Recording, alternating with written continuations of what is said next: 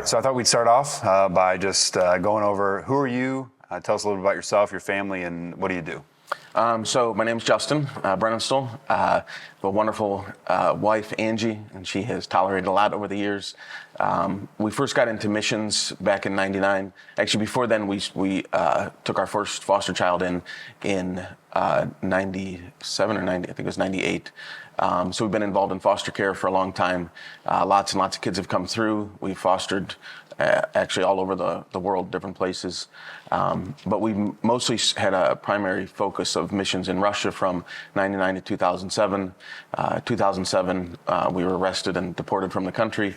Worked in Slovakia for a couple of years, worked in Albania for a couple of years, came back to the States and stayed involved in missions. But I was a youth pastor, did different things, and always kept up with missions. And currently I'm working for formerly Union Gospel Press, but now it's Lifestone. And we've got ministries in Ukraine, we've got ministries in Uganda, and in India. And then we also help support other ministries around the world. And we print gospel literature and discipleship material. Cool. Nice. So tell me a little bit more about how you first got involved in missions.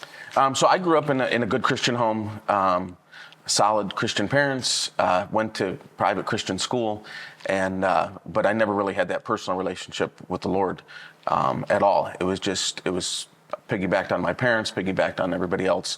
And my wife and I were married, and we had our baby passed away after 6 days, and the Lord used that to draw me to Him. It was what I needed. I don't look at it as necessarily judgment. Actually, it was the kindest thing He could have done with us, was to draw us, because we have the confidence and faith that we'll see her again. But we had to put our faith and trust, and our relationship with Christ had to be real. And so that drew us to Him. And then a couple years after that, I had planned to take a short mission trip to Russia with a campaign that somebody was doing for 10 days. And that evolved into selling everything we had, and we just moved to Russia instead back in '99. Wow. Yeah. So how many kids did you have with you when you moved?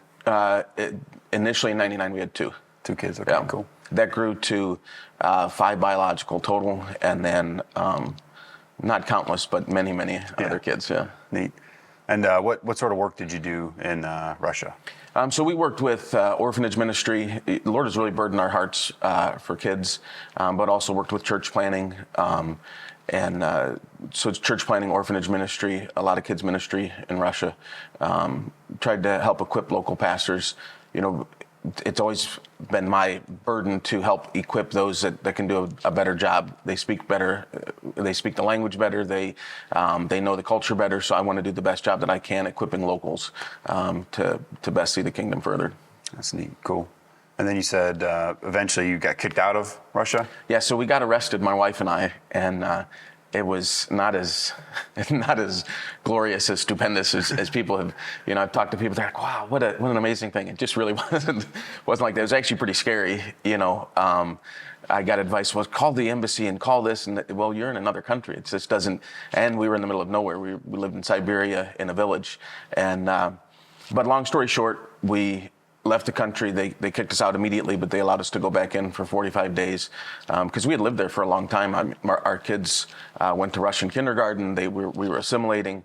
3 of our kids have Slavic names, and I thought we'd be there forever. And but that wasn't what the Lord had planned for us, and that's fine. And so they let us back in, but then we had a 5-year suspension of being able to be back in the country. And so that's when we served in Slovakia, working with Roma or Gypsy people for a few years with a friend of mine, and then ran a Christian camp and worked with a church plant in Albania after that. Cool, yeah. And how have you seen God's faithfulness? Or maybe tell us about a time where you saw God's faithfulness. So a couple different things. Actually, I was thinking about... because there's just I could sit here literally all day and talk about just amazing stories at how we saw God's hand. When the Ukraine war started, this really pertains to one of my older daughters. When the Ukraine war started, my daughter and I, less than a week after we're inside of Ukraine trying to do some things, helping with some evacuations, setting up some humanitarian aid lines. But we got a call at the border. There was a lot of sex trafficking because people didn't have documents. They're just trying to flee the country, specifically with young ladies and young boys that were from orphanages that didn't have their paperwork. I mean, it's just heartbreaking. Yeah. And so evil people, because evil people are everywhere, we're going to the border and saying, hey, we'll take care of you. And because of the time constraints, people were just handing them off. Mm-hmm. And so we got notice that there was two girls, Elena and I can't remember the other girl's name, but that they were going to be at a border. We didn't know what they looked like. We had no pictures of them. And they were a couple hours at a different border than we were close to. So my daughter and I got in the car, and I've never driven that fast in my entire life. She was ready to throw up. It was like those rallies that they run in Europe. I mean, you're hitting jumps and things. So we finally make it there. We're pleading with the Lord, Lord, please show us who these girls are. Anybody who was remotely could be a teenage girl. We're running up and probably frightening them. Mm-hmm. You know, are you Elena? Are you Elena? Mm-hmm. You know, they're looking at us like we're crazy. And there's a lot of shell-shocked people coming out, a lot of wounded people that were getting out of Ukraine then. And 2 hours go by, 3 hours go by.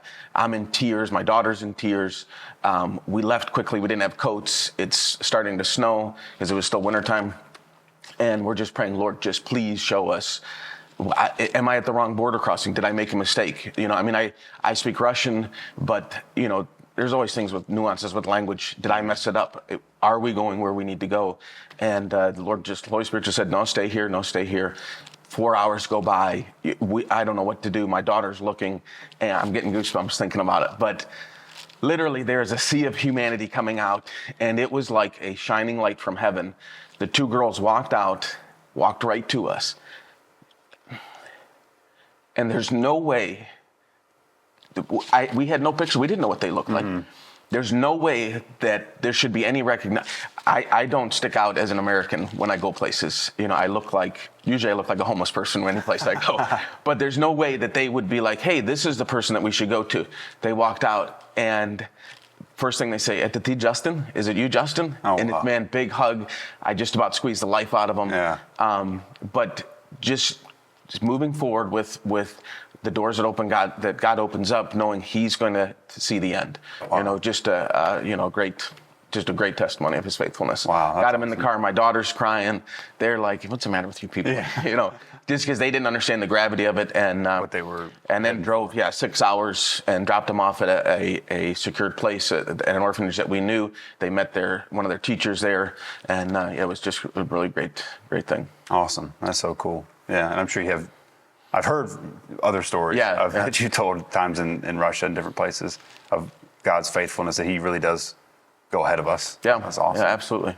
So a couple more questions. And what would you say to somebody who's trying to discern, you know, they're you back in the 90s, and they're trying to discern, am I called to cross-cultural missions, or am I called to go outside of this context and serve God that way? What advice would you have for them? So I would say, first, I struggle with anybody that doesn't struggle with this.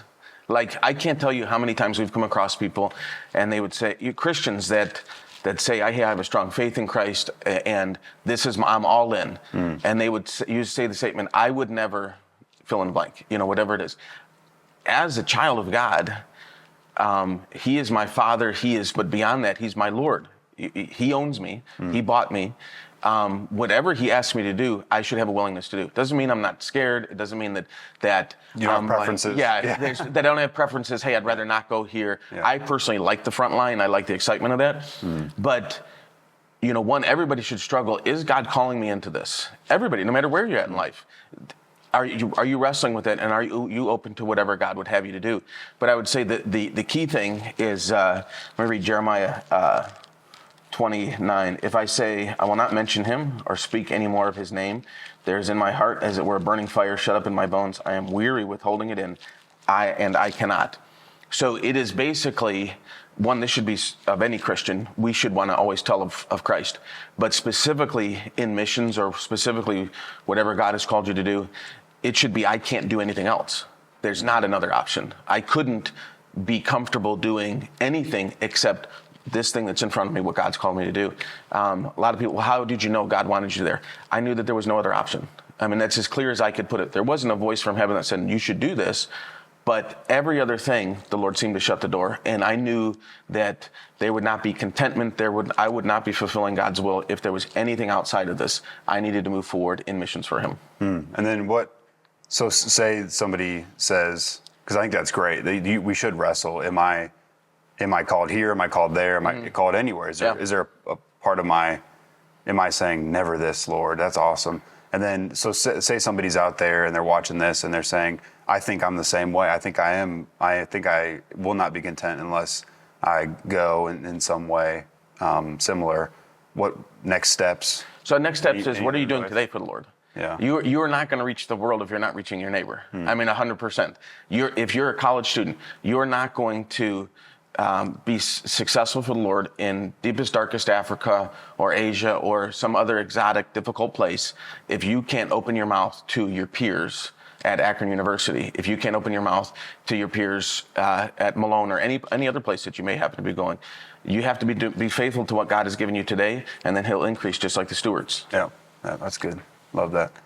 And then last question, what would you say to somebody who's watching this and they're considering, okay, should I be a part of this initiative financially? Now, it's not to fund your missions work, you're fully funded, but this missions initiative we've been talking about the last few weeks, what would you say to somebody considering being a part of it that way? Yeah, so I want to read Matthew chapter 6, verse 19. Do not lay up for yourselves treasures on earth, where moth and rust doth destroy, and where thieves break in and steal. But lay up for yourselves treasures in heaven, where neither moth nor rust destroys, and where thieves do not break in and steal. Now, this is a verse that I heard a sermon actually 2 years ago that from the verse 21 that really changed my whole thoughts. For where your treasure is, there your heart will be also. It was always in my mind, if you love missions, then you'll give to this. If you love the Lord, you'll give to this. But that's not how this verse is presented. It's where your treasure is, your heart will be. So your treasure is here. If this is something I'm giving to, my heart will move into this. Guess what? It is sometimes a difficult thing to write checks to something where I'm like, I don't know about this. I'm unsure about this. Is my heart there? Well, your heart can be there. You start doing right and you start giving to the things that you know that the Lord is involved in, that is building his kingdom, and your heart will move towards that. Whereas it's not about what do I like to do, then I'm going to give to that. It's what are God's goals? What is his kingdom about? What is his command in my life? And it's to disciple those. It's to help the widows. It's to help the orphans. Just like we had this past week at Wadsworth campus. It was a bake sale to help orphans. It was a bake sale to help children that don't have other funds. And so you say, hey, maybe my heart isn't in this. That's okay. We're commanded to give. And I think it's the greatest investment that we can do is invest in God's kingdom. I love that. I've seen that even in my own life, that it's almost like you're telling your heart, you need to care about this. This is what we're going to do. This is what we're going to do. Yeah. And if you put your money there, your heart tends to follow. That's good. Love it. So, well, thank you for your time. I appreciate it. Awesome. Good to be here.